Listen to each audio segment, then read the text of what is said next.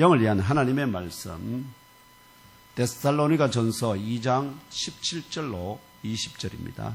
살전 2장 17절에서 20절.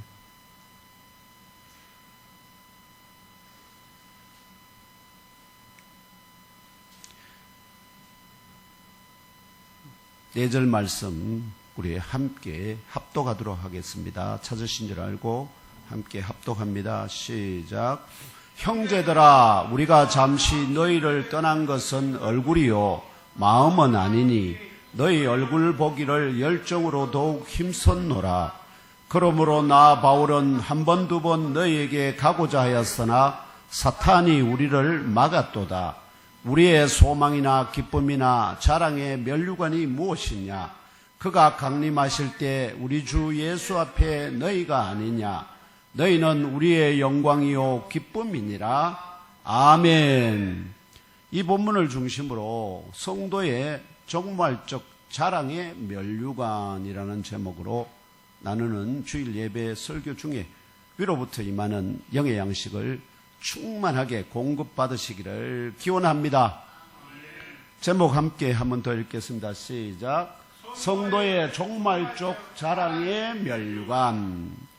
나사렛 예수를 하나님의 아들 구원자 그리스도로 더 깊게는 하나님의 집이자 하늘의 문으로 믿는 자 모두의 참교사 되시는 보혜사 성령 하나님의 인도하심을 따라 오늘 경산 예몸교회 주일 예배에 참석하신 형제 자매들과 우리 김광길 목사님 온 가족 모두 올 한 해 남은 기간 더욱 강건하시고 범사가 잘 되고 근심이 떠나가고 염려가 없으며 주 하나님의 명령에 아브라함처럼 무조건 예스로 응답하시는 의인들로 장성하시기를 하나님의 예스가 되시는 주 예수 그리스도 이름으로 축복합니다. 아멘. 오늘 주신 말씀은 데살로니가 전서에서 형제들아로 시작하는 12개의 단락 가운데 네 번째 단락이며 3장 13절까지 이어지는 긴 단락입니다. 그 중에 오늘은 앞부분 4절만 읽었습니다. 3장 1절부터 13절까지 전체가 다 한 단락입니다. 오늘 말씀의 19절에서 사도 바울과 동역자들은 예수 그리스도께서 강림하실 종말의 때를 바라봅니다. 지금 종말의 때를 바라보면서 그분 앞에서 자신들의 소망이나 기쁨이나 자랑의 면류관이 무엇이냐 묻습니다. 또한 자신들의 소망이나 기쁨이나 자랑의 면류관을 빼앗아 가고자 하는 자가 있으며 이들에 대항하여 자랑의 면류관을 지켜내기 위하여 어떠한 노력을 기울였는지를 증언합니다. 아시겠죠? 내가 면류관을 받을 건데 그 면류관을 받을 것을 어떻게 못 받게 하는 자가 있고 그 면류관을 지키기 위해서 사도 바울과 그 동역자들이 어떻게 노력하였느냐 이걸 지금 증언하고 있다. 그렇다면 사도 바울이 증언하는 바대로 첫째, 예수 그리스도께서 강림하실 종말의 때에 저와 형제 자매 여러분이 그분 앞에서 자랑할 면류관이 무엇일까요? 자랑의 면류관이 무엇일까요? 바울에게 자랑의 면류관이 있다면 우리에게도 동일한 자랑의 면류관이 있다는 말입니다. 둘째, 이 종말적 자랑의 면류관을 빼앗아 가고자 하는 자가 누구이며 이들에 대항하여 자랑의 면류관을 지켜내기 위하여 우리들은 어떠한 노력을 기울여야 할까요? 바울이 한 바와 같은 노력이 우리에게 뭐 하다고요? 요구된다. 이것이 바로 하나님이 오늘 본문 말씀을 통해 우리에게 주시는 도전인 줄 믿습니다. 이 안에 영적인 양식이 들어있는 줄 믿습니다. 예.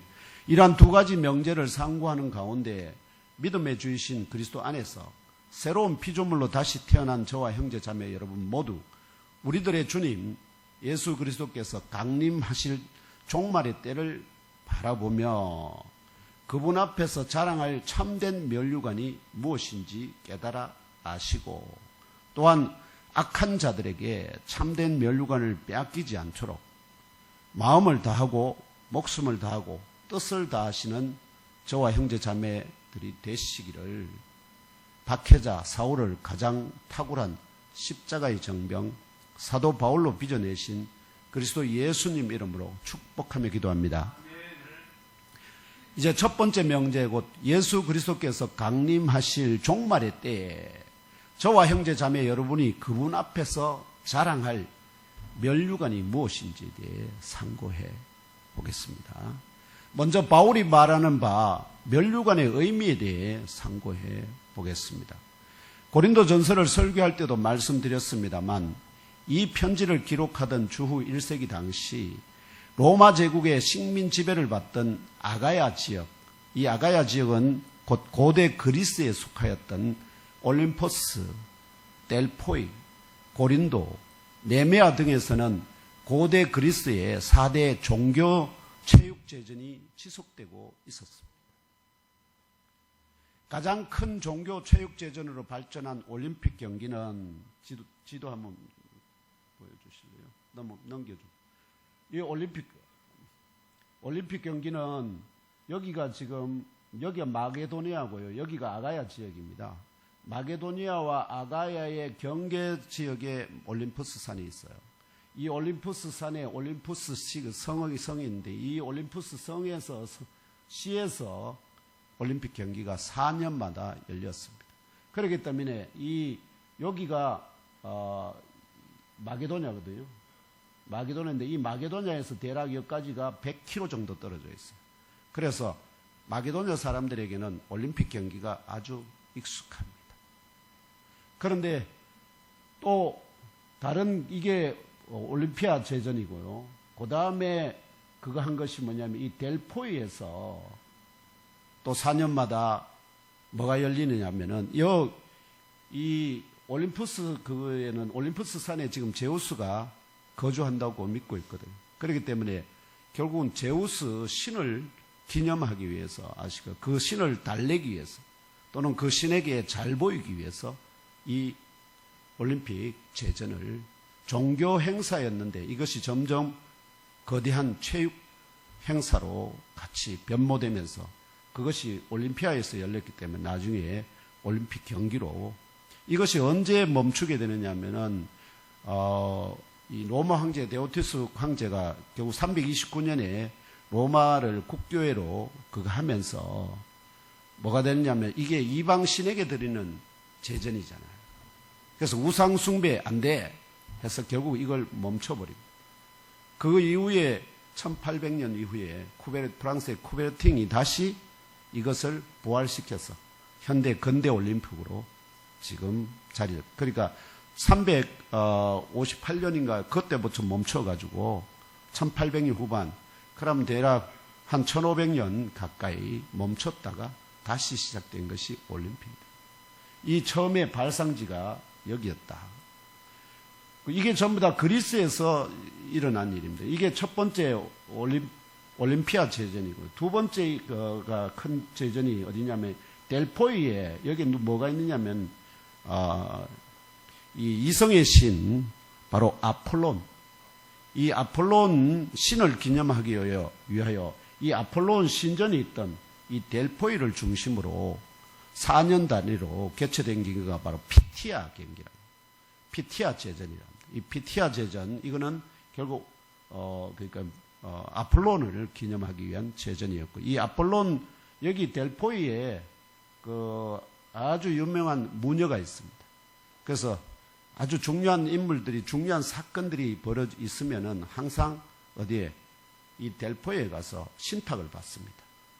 그러면 그 신탁이 거의 맞아 떨어졌다 하는 것을 그게 되는데 여기에 모두 뭐에 그거 하는 거냐면은 소크라테스의 친구도 여기 가서 이 무녀에게 신탁을 구합니다. 이 세상에서 가장 지혜로운 자가 누굽니까? 신탁을 구하니까. 아니, 신탁이 뭐냐니까. 소크라테스보다 더 지혜로운 자가 이 세상에 있습니까? 이렇게 신탁을 구했는데 없다 이렇게 됩니다. 그래서 결국 소크라테스가 가장 지혜로운 자다 하는 것. 그래서 소크라테스는 이후에 어떻게 하죠? 자기가 그런 절대 그 최고로 지혜로운 사람이 아니라는 것을 증명해 보이기 위해서 수많은 사람들을 찾아다니면서 자기보다 더 지혜로운 사람 한 사람을 발견하기 위해서 사람들을 만나서 질문하고 네가 나보다 더 지혜롭다는 것을 알기 위해서 어떻게 해요? 질문하다 보니까 무슨 일이 벌어졌냐. 세상 사람들이 유명하다는, 뛰어나다는, 지혜롭다는 사람들의 대부분이 지혜롭지도 않으면서 지혜로운 척을 한다는 거예요. 한 분야에 잘 안다고 해가지고 모든 분야에 다 지혜자가 아니다. 그러면서 소크라테스가 하는 결론이 뭐냐니까. 자기가 그들보다 좀 나은 거는, 그들은 지혜롭지도 않으면서 지혜롭다고, 자기가 지혜로운지 안 지혜로운지를 모르고 있는 거고, 자기는 최소한도 자기가 지혜롭지 않다는 것을 알고 있다. 그런 면에서는 자기가 좀 더 지혜롭다. 이렇게 결론이 겁니다. 그래서 계속 뭐라고 하냐. 너 자신을 알라는 겁니다.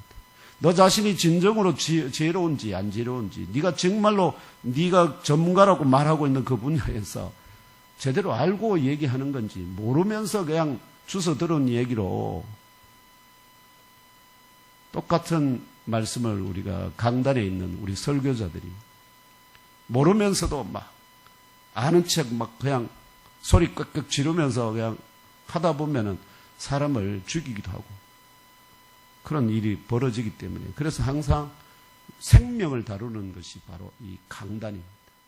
그렇기 때문에 누구보다도 의사들이 뇌 수술하다가 잘못하면 어떻게 돼요? 실명, 청각 이상, 그다음에 온갖 후유증을 낳았듯이 말씀이라는 검을 잘못 사용하게 되면 성도들을 그렇게 만들 수 있기 때문에 항상 경계하고 조심하는, 그래서 오직 주님이 주신 말씀, 주님이 가르치신 거 아니하고는 자기 의견은 안 섞는 것이 옳다.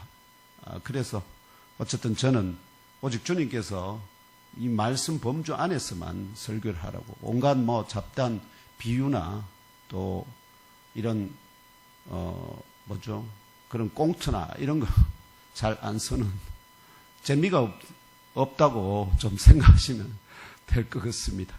그럼에도 저는 그것이 제게 주어진 사명이고 한계라 이렇게 믿고 그 과정에 더욱 매진하려고 합니다. 요게 바로 이 경기가 피티아 경기입니다. 피티아. 알겠죠? PT는 피티아 경기였고요. 그다음에 사도 바울이 데살로니가 전후서를 기록하던 장소가 어디냐면은 고린도입니다. 이 고린도, 여기 보시면 여기입니다. 여기가 지금 아테네고요. 아테네에서 여기 건너면은 여기 고린도입니다. 여기. 지금은 고린도 운하가 생겨가지고 배들이 이쪽을 지나갑니다. 과거에는 막혀있던 곳인데요. 저기를 그러니까 건너서 여기 만나는 그 도시가 고린도입니다. 이 고린도에서 이 고린도는 항구하고 연결되어 있기 때문에 바다의 신 누구죠? 포세이돈. 이 바다의 신 포세이돈을 기념하기 위하여 그게 무슨 이스트미아 경기랍니다. 이스트미아 경기가 2년마다 열렸고요. 그 다음에 네메아 경기는 역시 그거에서 고린도에서 가까운 여기가 네메아입니다. 네메아. 아르골리스라는 그 지역의 나라에 속했는데, 아르골리스의 네메아라는 지역에서 아시죠? 제전이 있었는데, 이 네메아 제전은 특별히 신이 아니고, 그 사람에 관련된 그겁니다. 그래서 그 부분은 이 얘기들이 두 개의 설이 있어서 말씀을 안 드려요. 그러니까 요거는 네메아 제전은 신을 위한 것이 아니라 사람들을 말하면 슬픔을 표현하는 하나의 제전입니다. 이러한 4대 종교 체육 제전에서 최종 우승한 승리자의 머리에 씌워졌던 우승의 화관이 바로 오늘 말씀이 언급하는 멸류관입니다. 우리 그걸로는 헬라어 음력을 따르면 스테파노야. 이 스테파노는 바로 스테반, 첫 순교 사도 집사 스테판과 이름이가, 스테판의 그 이름의 뜻이 화관이 돼요. 면류관. 그 면류관인 것처럼 결국 마지막 주님의 아시죠? 순교의 제물로 하나님 앞에 올려진 아주 그리스도의 면류관과 같은 자입니다. 그러므로 이 화관 혹은 면류관은 대중적인 인기를 끄는 종교체육제전의 경기 종목의 승리자라는 영광과 명예의 상징입니다. 아시겠죠? 뭔가 면류관을 쓴다는 것은 뭔가 그 분야의 최고의 말하면 승리자다, 이런 의미를 갖고 있다. 기본적으로 2차 전도 여행 당시에 고린도에 1년 반 가량 머물렀던 사도 바울은 자신이 전파한 예수 그리스도의 십자가 복음과 부활의 복음을 받아들인 1세기 중반에 데살로니가 옛몸교회의 성도들에게 친숙한 바, 이 종교 체육체전에 참가한 선수가 최종 승리의 화관 면류관을 받기 위해서 연마한 기술과 젖먹던 힘까지 다하듯이 예수 그리스도를 주인으로 믿고 그 가르침과 행위의 본을 따르는 성도도 영적인 실험에서, 아시죠? 영적인 실험에서 마음을 다하고 목숨을 다하고 뜻을 다하여 겨루고 이기고 승리해야 그리스도 예수와 같이 영생, 곧 하나님의 나라를 유업으로 물려받게 됩니다. 이러한 관점에서 영적인 실험에서 끝까지 이기고 승리한 성도가 개인적 종말의 때나, 저는 바로 그 믿습니다만은, 개인적 종말을 딱 하면은 영적인 세계에 딱 들어가는데 그 영적인 세계는 시간이 멈춰져 있습니다. 시간의 지배를 받지 않습니다. 그렇기 때문에 첫 아담이 떠난 이후, 아시겠죠? 지금까지 모두가 그 바로 영이 돌아가는 그 순간에 더 이상 거기는 시간의 흐름이 없으니까 그때나 지금이나 동시가 됩니다. 시간이 없으니까. 그러나 순서는 있습니다. 순서는 있는데 동시입니다. 그래서 그런 개인적 종말의 때나 혹은 우주적 종말의 때에 모두가 잠자다가 한꺼번에 일어나는, 아시죠? 종말의 때에 주 하나님으로부터 받게 될 영생을 뭐라 할 수 있겠습니까? 마지막으로 영생을 얻게 되잖아요. 그럼 양성이 면류관, 무슨 면류관일까? 생명의 면류관. 이렇게 칭할 수 있습니다. 그러니까 생명의 면류관은 바로 영생을 의미합니다. 영생이라는 것이 생명의 면류관으로 하나님께서 머리에 씌워주는 승리의 관과 같아, 이런 의미입니다. 야고보서 1장 12절과 계시록 2장 10절을 연이어 읽으며 알아보겠습니다. 넘겨주세요. 함께 읽겠습니다. 시작. 시험을 참는 자는 복이 있나니 이는 시련을 견디어낸 자애가 주께서 자기를 사랑하는 자들에게 약속하신 생명의 면류관을 얻을 것이기 때문이라. 여기서 말하는 생명의 면류관은 뭘까요? 영생입니다. 영생을 얻을 것이기 때문이다. 그 다음에 계시록 2장 10절입니다. 함께 읽겠습니다. 시작. 너는 장차 받을 고난을 두려워하지 말라. 볼지어다 마귀가 장차 너희 가운데서 몇 사람을 옥에 던져 시험을 받게 하리니 너희가 10일 동안 환난을 받으리라. 네가 죽도록 충성하라. 그리하면 내가 생명의 관을 내게 주리라. 아멘. 여기도 관이 면류관입니다. 생명의 면류관, 즉 영생을 내게 주리라 약속하시는 것을 알 수 있습니다. 그렇다면 자랑의 면류관은 무엇일까요? 자랑. 생명을, 영원한 생명을 받는 걸 생명의 면류관이라 한다면 자랑의 면류관은 뭘까요? 자랑의 면류관. 이는 마라톤 시합에서 우승한 자에게는 마라톤의 면류관을 주고, 권투 시합에서 우승한 자에게는 권투의 면류관, 레슬링 시합에서 우승한 자에게는 레슬링의 면류관이 주어지듯이 최고의 자랑거리를 가진, 아시겠죠?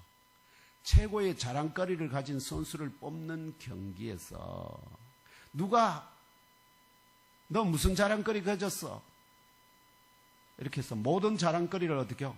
주님 앞에 다 내어놓고 그분 앞에서 경쟁하는 겁니다. 그래서 주님이 뭐요? 최고의 자랑거리 이거 하고 그 사람에게, 자랑거리를 가진 사람에게 줄 면류관이 바로 뭘까요? 자랑의 면류관. 자랑. 이해되시나요?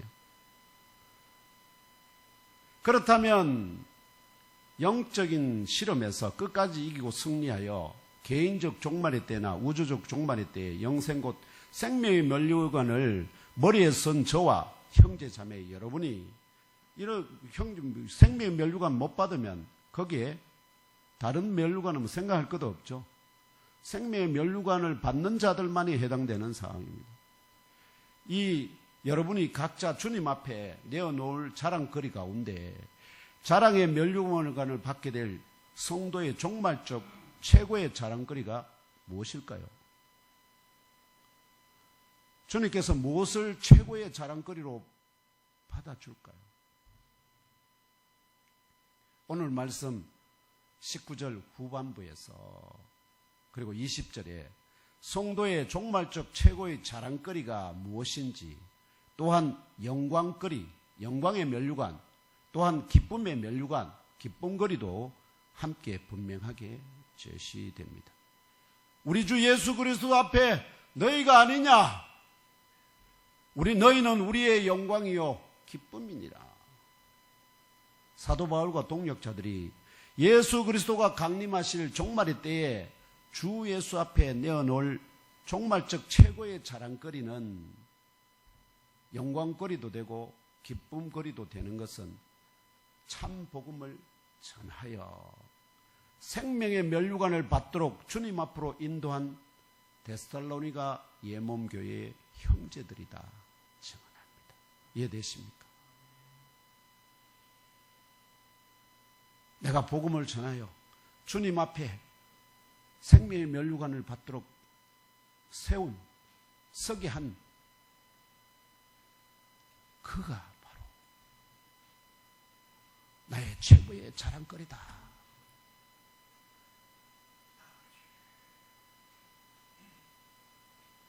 경산 예몽교회에 지체된 저와 형제자매 여러분, 바울의 이 정언이 진리로 우리들의 심령 깊은 곳에 잘 박힌 못으로 새겨지기를 축복합니다. 아멘. 여러분의 민지훈 집사님의 최고의 자랑거리가 무엇입니까? 우리 오영희 권사님의 최고의 자랑거리가 무엇입니까? 우리 박경식 장로님의 최고의 자랑거리가 무엇입니까?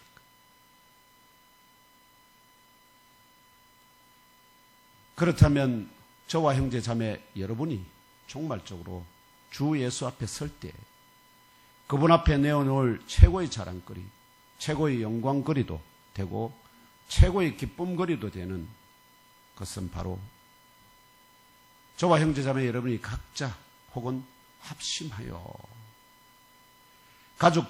가족과 이웃들에게 혹은 국내에 정착한 세터민들이나 일과 학업을 위하여 국내에 들어온 외국인 근로자들에게 참 복음을 전하여 생명의 면류관을 받도록 주님 앞으로 인도한 형제 자매들임을 기억하며 때를 얻든지 못 얻든지 복음을 위탁받은 선한 일꾼으로 사명을 다하며 살아갈 수 있도록 성령의 기름 부음이 저와 형제 자매 여러분 위에 넘치기를 예수님 이름으로 축복합니다.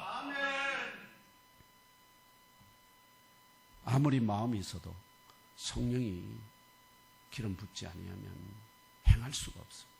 능력이 없기 때문에. 그래서 그 자원하는 마음 주시고 거기에다가 성령의 기름까지 함께 부어주셔야만 이 역사가 가능한 줄 믿습니다. 항상 성령의 기름 부으심을 사모하시는 저와 우리 예몸교회 형제 자매 여러분 되시기를 주님의 이름으로 다시 한번 축복합니다. 이제 두 번째 명제로 이 종말적 자랑의 면류관을 빼앗아가고자 하는 자가 누구이며 이들에 대항하여 자랑의 면류관을 지켜내기 위하여 우리들은 어떠한 노력을 기울여야 하는지 상고해 봅시다. 이 종말적 자랑의 면류관을 사도 바울과 동역자들부터 빼앗아가고자 하는 악한 자는 이들의 마음과 믿음을 흔들어 까부더라도, 즉 사도 바울과 동역자들은 아무리 채에다 흔들고 해도 이들은 어떻게요? 끄떡없기 때문에 주 예수와 성령이 그들의 마음과 심령이 흔들리지 않도록 안보하시고 이기게 하심을 알기 때문에 오히려 그들에게는 해봐야 쓸모없으니까 어떻게 하죠? 결국은 이 승리에 말하면 자랑의 면류관은 자랑거리가 있어야 받죠. 그 자랑거리를 없애는 방법은 그들을 어떻게 해요? 데살로니가 예몬교회 형제 자매들이 주님 앞에 서지 못하게 막아버립니다. 그래서 데살로니가 예몬교회 형제 자매들을 어떻게 하면 되겠습니까?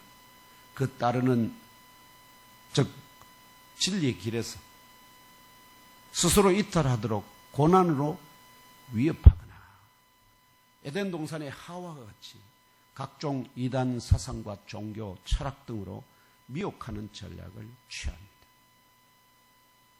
이러한 영적 방해 공작이 뱀의 자손으로 타락한 데살로니가 율법주의 유대인들을 동원하여서 1단계로 사도 바울과 동역자들을 데살로니가 예몬교회 형제 자매들로 일단 분리시킵니다. 왜냐하면 그들이 있으면 이들이 그들을 영적으로 방어막이 되니까 의인이 되어서 그들에게 역사할 수가 없으니까 일단 그 성을 해체시키고 분리시키고 그래서 데살로니가 예몬교회 형제들만 따로 있게 하고 2단계로 데살로니가 예몬교회 가운데 거짓 교사나 그 전파한 복음에 순종하지 아니하는 자들을 일으켜서 파당과 혼란과 혼돈을 영적인 혼돈을 야기시키고자 시도되었습니다. 이러한 영적 방해 공작의 배후에 바로 사탄이 도사리고 있습니다. 사람들은 볼 수 없지만 바울은 어떻게 해요? 그 영적인 눈으로 지금 그가 어떻게 방해하는지를 다 주목하고 있다는 것입니다. 오늘 말씀의 17절, 18절이 잘 증언합니다. 한 번 더 읽으면서 알아볼까요? 시작. 형제들아, 우리가 잠시 너희를 떠난 것은 얼굴이요 마음은 아니니 너희 얼굴 보기를 열정으로 더욱 힘썼노라. 그러므로 나 바울은 한 번, 두 번 너희에게 가고자 하였으나 사탄이 우리를 막았도다. 아멘. 이러한 사탄의 2단계 전략에 대응하여 사도 바울과 동역자들은 자신들의 최고의 자랑거리, 최고의 영광거리, 최고의 기쁨거리인 데살로니가 예몬교회 형제 자매들을 사탄의 수중으로 잃어버리지 않고 지켜내기 위하여 두 가지로 대응합니다. 그들도 어떻게 해요? 두 가지. 사탄의 전략에 두 가지 전략에 맞춰서 2단계 전략에 맞춰서 그들도 두 가지로 대응합니다. 첫째는 마음과 목숨과 뜻을 다하여 데살로니가 예몬교회 형제 자매들을 사랑하고 교제하고 섬겨 영적으로 장성하도록 돕기 위하여 여건이 허락하는 대로 만나고자 노력하는 것입니다. 찾아가는 거죠. 그래서 17절 후반부와 18절에서도 사도 바울도 각각 너희 얼굴 보기를 열정으로 더욱 힘썼노라. 또 실제로 나 바울은 한 번, 두 번 너희에게 가고자 하였으나 사탄이 우리를 막았다고 증언합니다. 이것이 또한 그러면 하나님이 왜 이것을 막도록 그냥 뒀느냐? 이것이 또한 주 하나님의 섭리 가운데 아시겠죠? 하나님이 그렇게 하는 것이 합당하다. 그걸 통해서 어떻게 해요? 데살로니가 형제 자매들 중에서 알곡과 가라지를 분리하기도 하고 그것이 다 하나님의 섭리 가운데 이루어진 역사인 줄 믿으시기 바랍니다. 둘째는 이것이 서신으로 위로하고 격려하고 오해를 수정하여 가르쳐 지키게 합니다. 멀리 떨어지게 했으니까 멀리 떨어지게 했는데도 불구하고 어떻게 해요? 그들에게 영향을 미칠 수 있는 것은 바울이 뜨거운 심령으로 편지에 담는 겁니다. 그 데살로니가 교회의 어떤 첫 번째 어떤 장점이 있는지 어떤 단점이 있는지 또 어떤 부요함이 있는지 어떤 부족함이 있는지 이걸 다 판별하고 구별하고 영적으로 잘하는 것은 더욱 어떻게 해요? 잘하도록 부족한 것은 보충하기 위해서 편지로 그러려면 먼저 뭐를 해야 되겠습니까? 분리된 이후에 데살로니가 교회의 현재 사정을 정확하게 파악해야 되죠. 그걸 하기 위해서는 어떻게 해야 될까요? 그것을 영적으로 분별해서 그걸 볼 수 있는 사람을, 자기가 가면 문제가 심각해지니까. 결국은 데살로니가에 바울은 그래서 이 내용들이 어디에 이어지느냐 하면 바로 오늘 말씀에 이어지는 3장 1절에서 13절의 말씀이 이를 증언합니다. 아시겠죠? 이제 3장 1절에서 13절의 말씀, 사탄의 영적 방해 전략으로 어서 오세요. 들어오세요. 데살로니가와 베레아 예먼교회의 형제들, 아시죠? 데살로니가에서 유대인들에 의해서 피난 갔다가 어디로 가죠? 베레아로 가죠. 베레아에서 다시 거기서 개척하고 거기서도 데살로니가 유대인들이 어떻게요? 쫓아와서 거기서도 방해하기 때문에 결국은 밤에 피해서 어떻게 하죠? 베레아 형제들이 바울을 배에 태워서 바로 아테네, 아가야의 아테네로, 거의 거리가 멉니다. 여기 잘 보시면은 여기가 데살로니가에서 베레아를 갔다가 베레아에서 배 타고 바로 이까지 아테네까지 피신시켰습니다. 얼마나 심각했는지를 보여주는 겁니다. 저렇게까지 멀리, 아시죠? 피난시켜야 했다 하는 겁니다. 아덴에서 바울은 혼자, 어떻게요? 다른 동역자들은 남아있습니다. 베레아에서 남아있는데 바울만 아덴으로 가서, 그래서 그 아테네에서 어떻게요? 복음을 전하는 중에 자기를 이쪽으로 피신시킨 형제들에게 돌아가거든, 베레아로 돌아가거든 디모데와 실라를 빨리 자기에게로 보내달라 했어. 그래서 아덴에서 다시 만납니다.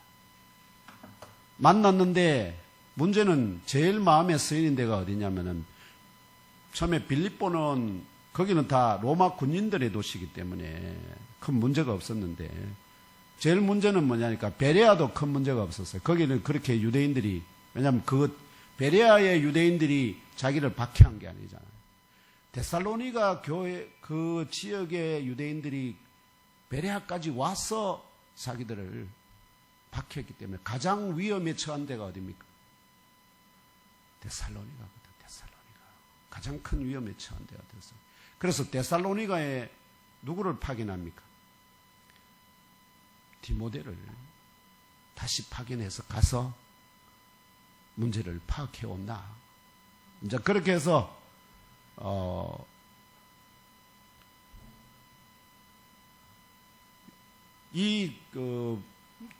말하면 데살로니가 교인들이 처한 가장 위험한 상황은 뭐냐니까, 이 로마 제국의 정치적 반역자라는 위협과 폭력의 고난 가운데서도 복음을 받아들였는데, 이 데살로니가 예먼교회의 그 소식, 그게 엄청난 위협이거든요. 잘못하면 십자가형에 처해진다니까요.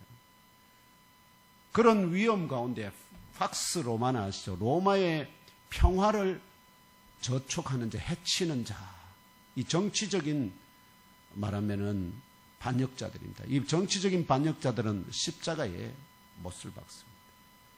그래서 이들이 어떤 그 위험 때문에 신앙의 길을 포기하지는 않았는지, 교회는 예배는 제대로 지키고 있는지, 또 자기들이 가르친 바를 믿음의 생활을 하고 있는지, 이런 것들이 너무나 궁금하잖아요. 그래서 결국은 디모데를 다시 보냅니다.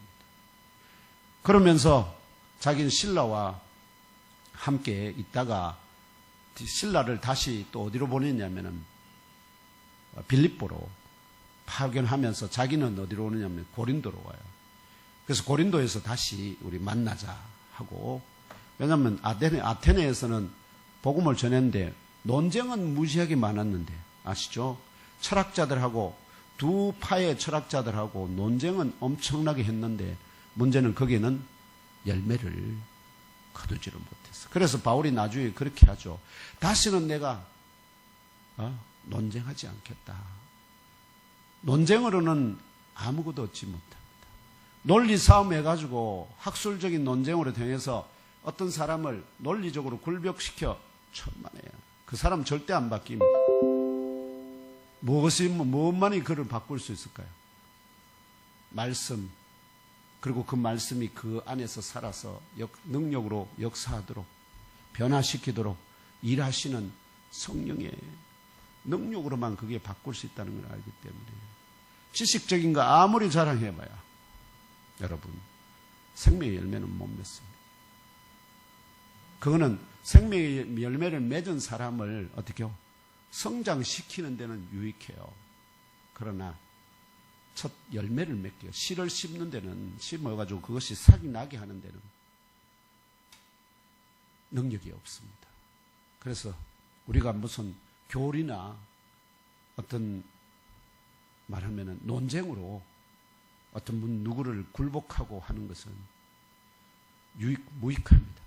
바울이 그 이미 경험을 했고 그것을 우리에게 전해주기 때문에 여러분이 복음 전도 대상자들에게 다른 게 필요 없습니다. 예수 믿고 너와 내 집이 구원을 받아라. 그 말 한마디만 해도 그것이 성령이 역사하면 변화시키게 되는 줄 믿으시기를 바랍니다. 아주 고상한 말, 예수 믿으면 복을 받고, 그 복이, 그 사람들이 생각하는 복은 여러분들이 말하는 복과 너무나 차이가 나기 때문에. 잘못하면 나중에 복 받는다 해놓고 왜 복은 안 받고 이런 화만 자꾸 받냐고 할 수 있으니까.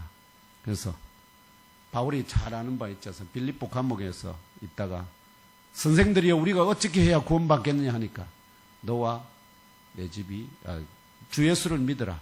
그리하면 너와 내 집이 구원을 받으리라. 그대로 이루어질 줄 믿습니다. 아멘. 그래서 다시 디모데를 데살로니가로 파견하는데요. 그것이 3장 1절에서 5절에 나옵니다. 함께 읽으면서 그냥 정리하면서 넘어가겠습니다. 3장 1절에서 5절 함께 읽습니다. 시작. 이러므로 우리가 참다 못하여 우리만 아덴에 머물기를 좋게 생각하고 우리 형제 곧 그리스도의 복음을 전하는 하나님의 일꾼인 디모데를 보내노니 이는 너희를 굳건하게 하고 너희 믿음에 대하여 위로함으로 아무도 이 여러 환난 중에 흔들리지 않게 하려 함이라. 우리가 이것을 위하여 세움받은 줄을 너희가 친히 알리라. 우리가 너희와 함께 있을 때에 장차 받을 환난을 너희에게 미리 말하였는데 과연 그렇게 된 것을 너희가 아느니라. 이러므로 나도 참다 못하여 너희 믿음을 알기 위하여 그를 보내었노니 이는 혹 시험하는 자가 너희를 시험하여 우리 수고를 헛되게 할까 함이니 아멘. 결국은 우리 수고를 헛되게 한다는 것은 이 최고의 자랑거리로 종말에 주님 앞에 세워서 주님께서 자랑의 면류관을 줄 걸 기대하고 있는데 이걸 지금 어떻게요? 사탄이 악한 자가 그 자녀들이 다 이것을 어떻게요? 자랑거리를 없애버리려고 수고를 헛되게 그렇기 때문에 이것을 알고 어떻게요? 여기에 대해서 다시 그들을 흔들리지 않도록 세우는 것이 필요하다 하는 것입니다. 여러분들에게 자랑거리가 무엇입니까? 민준 집사님의 최고의 자랑거리가 뭡니까? 주님 앞에 내어놓을 열심히 신학한 거 아니면은 올바로 산 거 열심히 기도한 거 그죠? 그것도 다 자랑거리가 돼요. 자랑거리 되는데 주님께서 최고로 인정하는 자랑거리 과연 우리는 그 자랑거리가 과연 있느냐? 바울의 형제 곧 그리스도의 복음을 전하는 하나님의 일꾼인 디모데를 데살로니가에 보내는 목적은 데살로니가 형제 자매들을 굳건하게 하고 아시죠? 굳건하게 한다는 것은 딱 그 발을 딱 서서 어떠한 태풍 바람 불어와도 어떻게요? 흔들리지 않게 하는 것이고요. 그들의 믿음에 대한 위로함으로 정말 잘했다, 잘 견디고 잘 믿는다, 고맙다, 계속 그렇게 하라, 이렇게 위로함으로 아무도 이 여러 환난 중에 흔들리지 않게 하기 위함이라 밝힙니다. 이러한 사명이 또한 사도들에게 혹은 사역자들에게, 저게 우리 옛몸교회 성도님들 중에 한 분이라도 아시죠?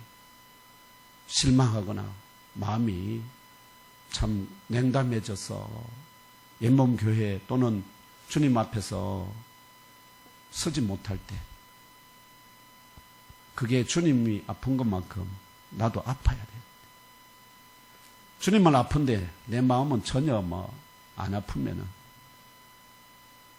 그리스도의 일꾼으로서, 종으로서의 자질이 좀 문제가 되죠. 예. 그래서 한 분이라도 혹시나 이래저래 예배에 안 보이거나 이러면 뭔 일인가 해서 또 늘 마음이 쓰입니다. 또한 시험하는 자가 그들을 시험하여 자신들의 수고를 헛되게 할까 염려하는 마음도 그대로 가감없이 그들에게 전달합니다. 이후에 바울 자신은 아덴을 떠나 고린도로 가서 복음을 전할 계획을 세우고, 실라도 어디로 파견하냐면 빌립보로 파견합니다. 그래서 고린도에서 우리 다시 만나자 이렇게 약속하고 그대로 실행을 합니다. 사도 바울이 이 데살로니가 전서를 기록하고 데살로니가 옛몸교회에 전달할 당시에는 디모데가 이미 고린도에 도착하여 데살로니가 옛몸교회 형제 자매들에 관한 근심하던 것을 마음을 완전히 새롭게 너무나 신나서 기뻐하고 즐거워하고 뛸 듯이 기뻐하며 완전히 죽었다가 살아난 사람처럼 그런 기쁨으로 이 편지를 지금 쓰고 있습니다. 3장 6절로 9절이 이 사실을 증언합니다. 함께 읽겠습니다. 시작. 지금은 디모데가 너에게로부터 와서 너희 믿음과 사랑의 기쁜 소식을 우리에게 전하고, 또 너희가 항상 우리를 잘 생각하여 우리가 너희를 간절히 보고자 함과 같이 너희도 우리를 간절히 보고자 한다 하니, 이러므로 형제들아, 우리가 모든 궁핍과 환난 가운데서 너희 믿음으로 말미암아 너희에게 위로를 받았노라.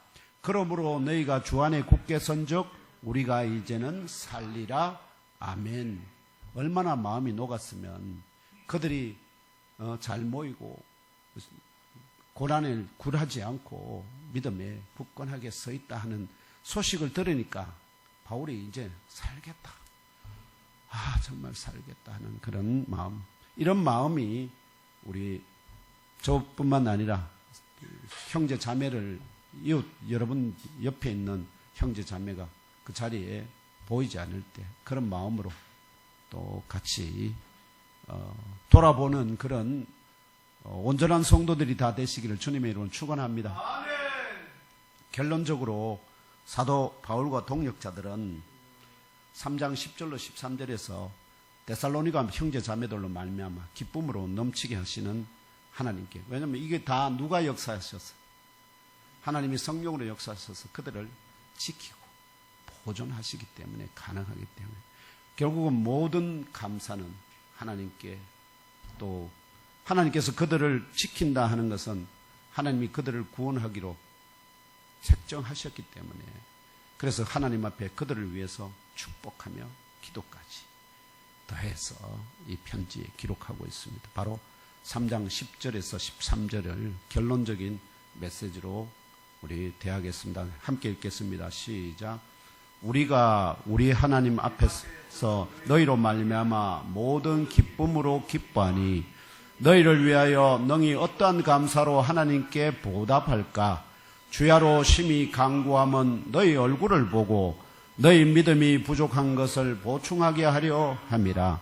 하나님 우리 아버지와 우리 주 예수는 우리 길을 너희에게로 갈 수 있게 하시오며, 또 주께서 우리가 너희를 사랑한 것 같이 너희도 피차간과 모든 사람에게 대한 사랑이 더욱 많아 넘치게 하사 너희 마음을 굳건하게 하시고 우리 주 예수께서 그의 모든 성도와 함께 강림하실 때에 우리 하나님 우리 아버지 앞에서 거룩함에 흠이 없게 하시기를 원하노라. 아멘. 이 부족한 정도 동일한 마음으로 이 시간 이엠홈교회 주일 예배에 참석하신 형제 자매 여러분이 주님 지금 다시 오시더라도